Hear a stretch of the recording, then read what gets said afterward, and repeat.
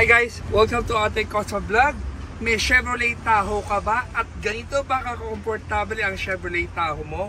So guys, ano ba ginawa ng ating custom dito? Siyempre, ang unang ginawa namin ay itong captain seats na pinalitan namin. Kasi ang second row ng Chevrolet Tahoe ay isang bench type na hindi ka makaka-recline ng tama. So, pinalitan ng ating customs ng dalawang captain seats para maging komportable. So, kung mapapansin nyo, dalawa rin ang armrest na ginagamit ko.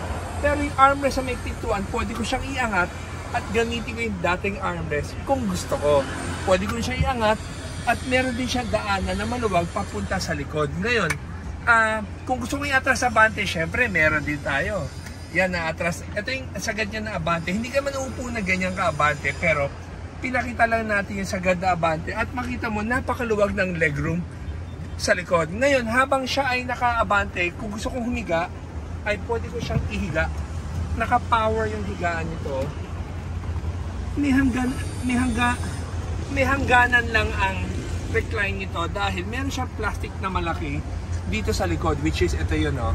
Itong plastic na to, bumabangga siya pag naka-recline ka ng sagad. Tapos tingnan mo yung pagkagawa namin ng switch namin. It's a molded plastic na para doon sa switches tong recline and sit upright. Tapos we have this leather para linis tingnan. So with ating customs headrest at makakatulog ka na komportable sa biyahe na gusto mo. Ngayon naman, kung hindi naman ganyang higa ang gusto mong gawin, pwede mo siyang i-sit upright. So ito pwede to, iaangatin mo na yan, ititilt mo siya. Hahanapin mo talaga yung pati batok mo sa komportable. Tapos pwede mo siya ulit i-recline. Ang layo pa ng recline niya eh. So guys, if you have a Chevrolet Tahoe na gusto mong maging komportable rin ang loob, katulad dito, tawag lang kayo sa 3411-5858. Kung titignan nyo, napakaluwag pa rin yung loob nito. So guys, papakita ko rin sa inyo pag dumaan ako sa likod, gaano ka luwag yung daanan niya. At ito ang upuan niya, di ba?